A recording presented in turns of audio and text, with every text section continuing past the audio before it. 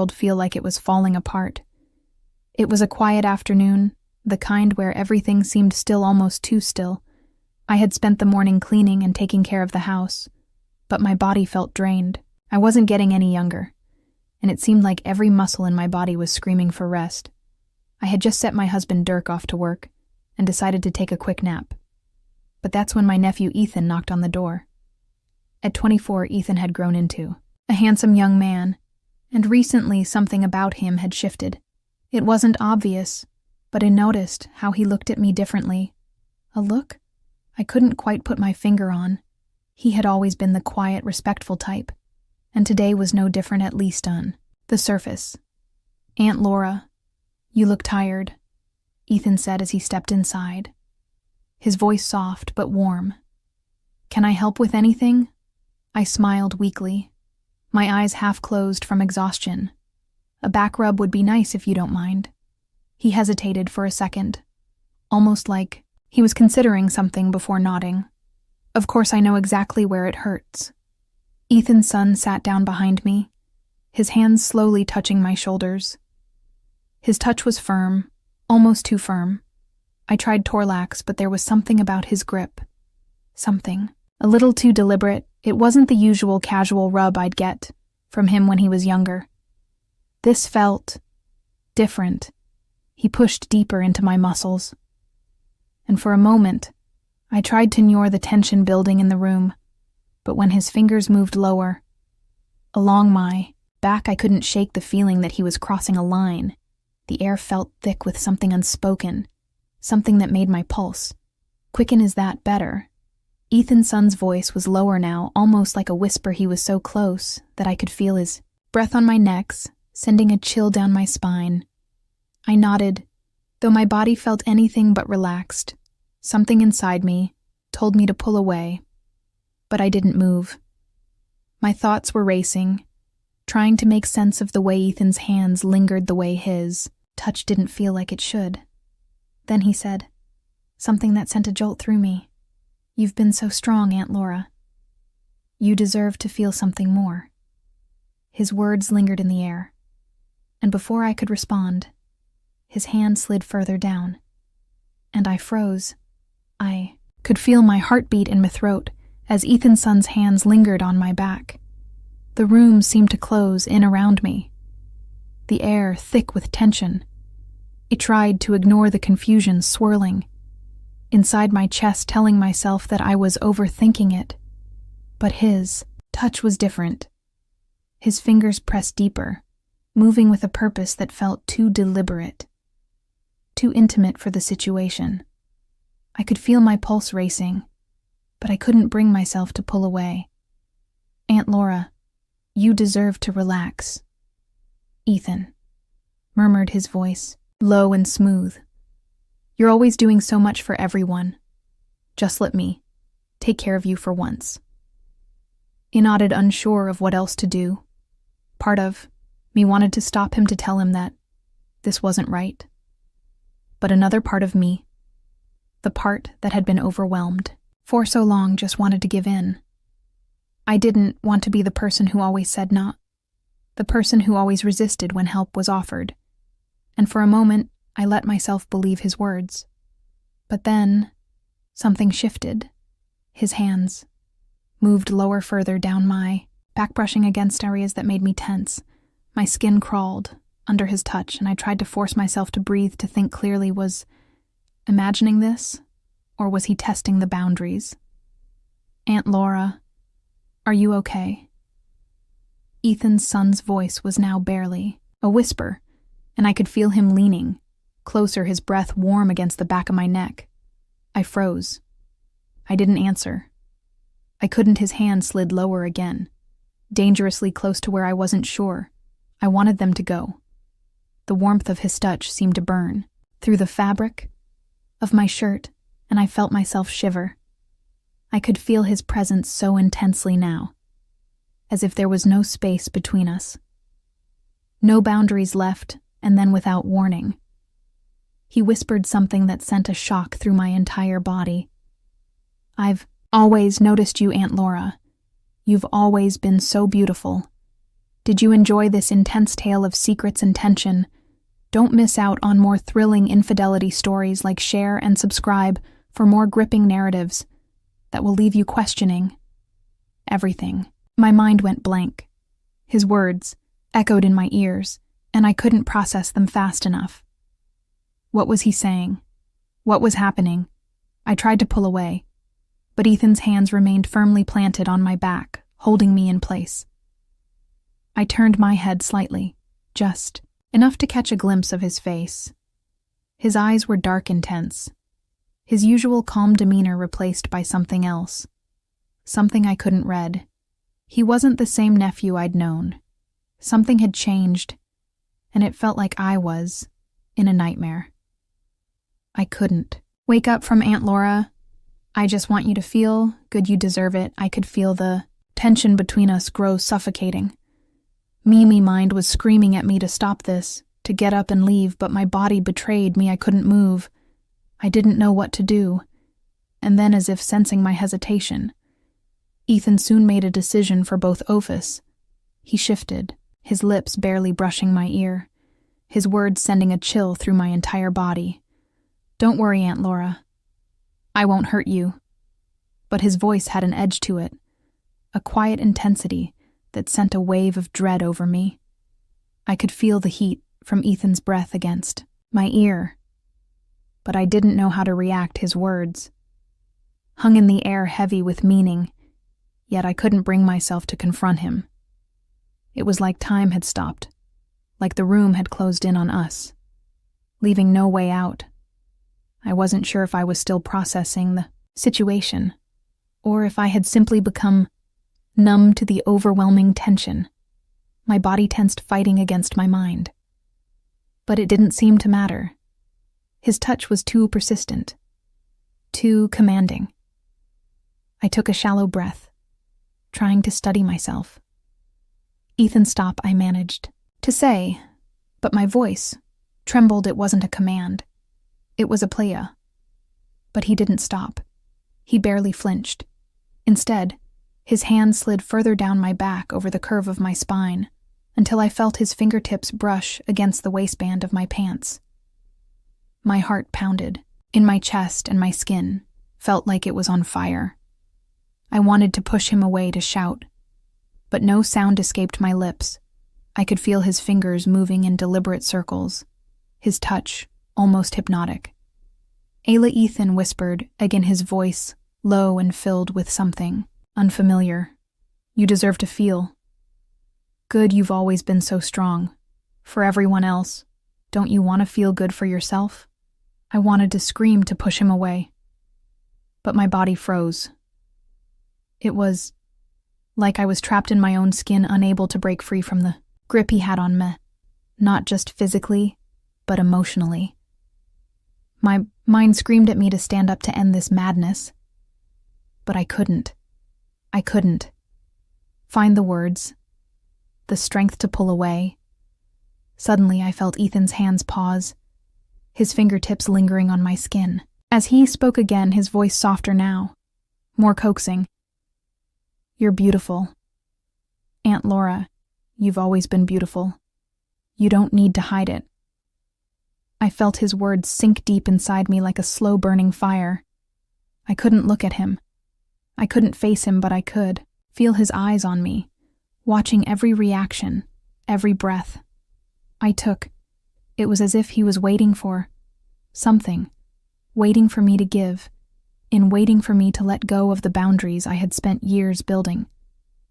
I couldn't deny the pull of his presence. There was something in the way he was speaking to me, something in his touch that made it impossible to push him away. My mind and body were at war, each fighting for control, each desperate for a way out. But then, just as suddenly as it had started, Ethan stopped. His hands pulled away, and the tension in the room seemed to snap like a rubber band. I couldn't breathe for a moment. My chest tight, my thoughts scattered. I turned to face him, my eyes wide and confused, searching his expression for some sign, some explanation. But there was nothing. just a calm, collected look that made it. Even more unsettling, Ethan's son smiled. His face relaxed, as if nothing had happened. "You okay, Aunt Laura?" I nodded, unsure of what to say. Unsure of what I was feeling. I didn't know if I was more afraid of what had just happened or what it meant for the future. But there was one thing I knew for certain. This moment, this feeling would haunt me for a long time. I sat there, frozen my mind, scrambling to piece together the fragments of what had just happened. Ethan's sudden shift in demeanor, his calmness, the way he acted like nothing had changed, left me reeling. I should have told him to leave, to never come back, but I couldn't.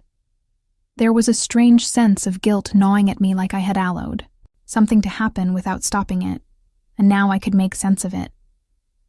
My heart raced, but I couldn't find the strength to speak. Ethan's son stood up, stretching his arms as if he had just helped me through a normal back rub. His expression was casual, almost indifferent-like. This was just another day. I stared at him, my chest tightening with every breath. He seemed so calm, so unaffected. "Are you sure you're okay, Aunt Laura's?" Ethan asked, his voice sincere, as though nothing had transpired. He was playing with me, and it made my stomach churn. I wanted to scream at him, tell him everything I had felt, the discomfort, the confusion, the disgust, but the words got stuck in my throat. "Yeah, I'm fine," I finally managed to say, though the lie tasted bitter. I forced a smile, even though I felt like I was suffocating under the weight of what had just happened. I had to get away from him. I had to get out of that room. But Ethanson wasn't done. I saw it in his eyes, that familiar predatory glint that had been there earlier. His presence was almost too much to bear. I stood up, trying to appear confident, as though I hadn't just been rattled to my core, but as I moved toward the door, Ethan stepped in front of me, blocking my way. "Aunt Laura," his voice was low, almost coaxing, but there was something darker lurking beneath the surface. "You know you don't have to pretend everything's okay. You can talk to me. I'm here for you." I tried to move past him, but his hand shot out, gently grabbing my wrist. The contact was light, but it sent a shock through me. My heart pounded as I looked down at his hand, not daring to meet his eyes. I wanted to tell him to let go, to tell him to get away from me, but my body wouldn't cooperate. It felt like I was paralyzed, trapped in this suffocating moment. "You don't have to hide anything from me." He continued, his thumb brushing lightly over my skin. "I know you've been stressed. Laura, I can help. We can make you feel better together. It doesn't have to be so hard." I wanted to recoil, to push away, but his grip tightened just enough to make me feel it, just enough to make me doubt myself. I could feel my skin flush, my body betraying me in ways I couldn't understand. "Ethan," I whispered, my voice shaky, "please, let go. Go for a moment." He just stood there, his gaze locked on mine like he was measuring me, reading me. I could feel the tension in the air, thick and suffocating, as if everything was teetering on the edge of something I didn't want to acknowledge. Finally, he released me, but the space between us felt small, smaller than ever. His smile was almost too calm, too assured. "Don't worry, Aunt Laura," he said softly. "I'm just here to help. I always will be." The words sent a chill through me. I forced myself to walk past him, my heart still racing, but as I reached the door, I heard him speak. "One last time, you can't run away from this. You'll come back to me, I know. You will." The door slammed behind me. But his words lingered in my mind like an echo, a promise that I wasn't sure I could escape. I couldn't shake off Ethan's words. "You'll come back to me," they repeated in my mind like a broken record. What did he mean by that? What was trying to make me feel? I knew I had to get away, but every time I thought I was gaining control, I found myself slipping deeper. The next morning, I woke up early, unable to sleep. haunted by the way Ethan had touched me, the way his words had made my skin crawl, and yet at the same time left me feeling oddly exposed. I tried to tell myself it was nothing, that maybe it was a weird misunderstanding, a moment of weakness, but deep down I knew better.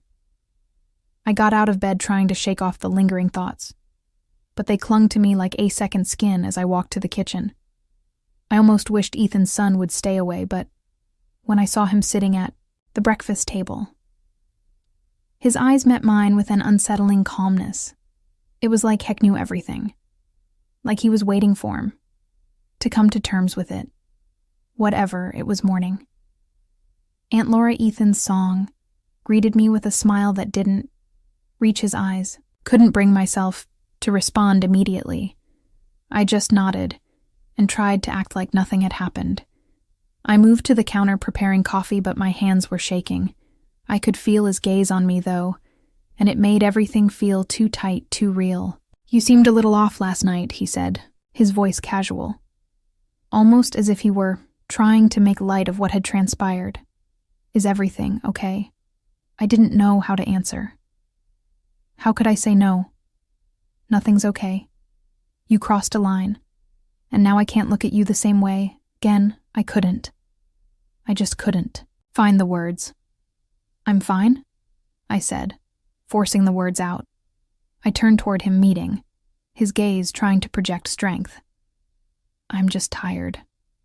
Ethan's son didn't respond. Immediately, he just looked at me like he was studying me, his expression unreadable then, as if nothing had changed. He smiled that same unsettling smile. "You don't have to be so serious. All the time," he said, his voice smooth. "I just want you to feel good. Aunt Laura, you deserve that, don't you?" There was a sickening sweetness to his tone, like he was trying to soften the manipulation, make it sound like concern. But I knew better. Into confusion, I felt a shiver crawl down my spine, my instincts screaming at me to get away. "I'm fine, Ethan," I repeated, my voice firmer this time. I didn't want to show him how affected I was, how much his presence alone was starting to make me question everything. I grabbed my coffee mug and walked toward the living room, needing space, needing distance. But Ethan's son didn't let me go that easily. He followed me, standing in the doorway, his posture casual, but his eyes intense. "You can't hide from this, Aunt Laura," he said, his voice now low, almost a whisper. "I know. You felt something last night, and I know you want more." I froze, the weight of his words crashing into me. My pulse quickened. My mind raced to find an answer, a way to deny what he was suggesting, but nothing came. His words hung in the air, poisoning the space between us. "I don't want to hear this," I said, my voice trembling despite my best efforts.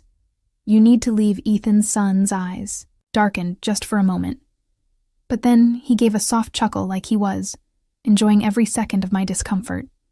"You can't escape this, Alora. We're connected now, whether you like it or not." I couldn't stand the suffocating tension any longer. My head was spinning, my heart hammering in my chest. This wasn't something I could ignore. Not anymore, but could I really stand up to him? Could I break free from whatever hold he had on me? Just as I was about to respond, I heard the sound of the front door opening. My heart skipped a beat. It was my husband, Greg, walking in from work. There, relief that washed over me was instant, but it was also mixed with fear. What if he had noticed the tension between us?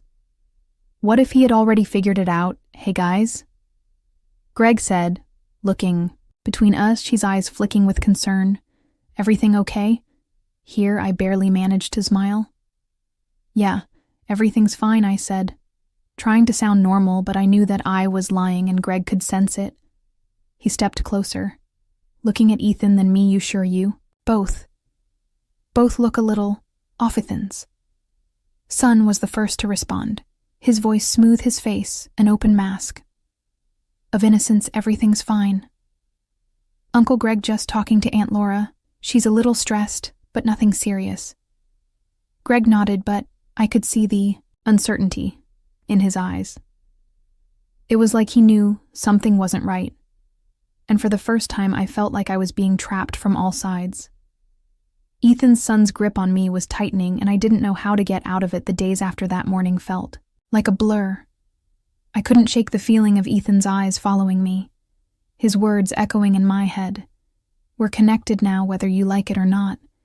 It was as if he had planted a seed in my mind, and now it was growing, twisting everything into something dark and uncomfortable every time